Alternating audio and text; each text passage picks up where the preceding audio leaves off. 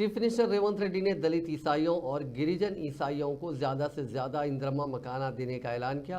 Christmas के मौके पर चीफ मिनिस्टर ने आज मेदक के कदीम गिरजाघर में मुनक़िदा क्रिसमस तकरीब में शिरकत की। इस मौके पर इस गिरजाघर की 7 साला तकारीब का भी अहतमाम किया गया था, जिसमें रियासती वज़रा दामोदराज नरसिम्हा, पी श्रीनिवास रेड्डी, कोंडा सुरेखा और पीसीसी सदर महेश कुमार गौड़ और दूसरों ने भी शिरकत की। अपने खिताब में चीफ मिनिस्टर ने कहा कि रियासती हुकूमत ईसाइयों को समाजी, मुआशी, तालीमी पसमानदगी दूर करने के मामले में पाबंद अहद है। उन्होंने कहा कि हुकूमत की जानिब से गरीब ख़ानदानों के लिए तामीर किए जाने वाले इंदिरम्मा मकानात में दलित और गिरिजन ईसाइयों को ज़्यादा से ज़्यादा मकानात देने की कोशिश करेगी।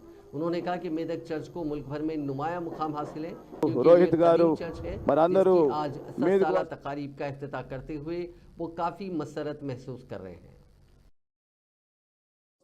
చప్పట్లతో స్వాగతిస్తాం, గట్టిగా చప్పట్లతో స్వాగతం పలుకుదాం.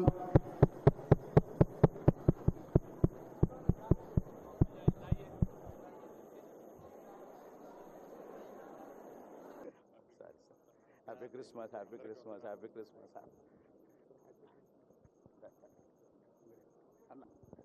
మంచి కాపరిని మా యేసయ్య పథకం ఆనాడు ప్రభు మందిర నిర్మాణంలో భాగస్వాములైన ప్రజలందరికీ భోజనం పెట్టాలన్న ఒక గొప్ప ఆలోచన, వారికి పని కల్పించాలన్న ఆలోచనతో ఈ గొప్ప దేవాలయాన్ని నిర్మించడం జరిగింది.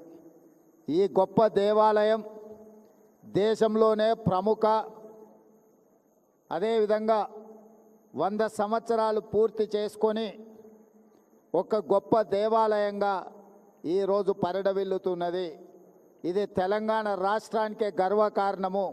ఈరోజు దేశంలోనే గొప్ప చర్చుగా మన మెదక్ చర్చు కీర్తింపబడుతున్నది అని అంటే 100 సంవత్సరాల నుంచి భక్తులు దీన్ని అద్భుతంగా నిర్వహించడం వల్ల ఈరోజు దేశ స్థాయిలోనే మనకు గుర్తింపు వచ్చింది. అలాంటి 100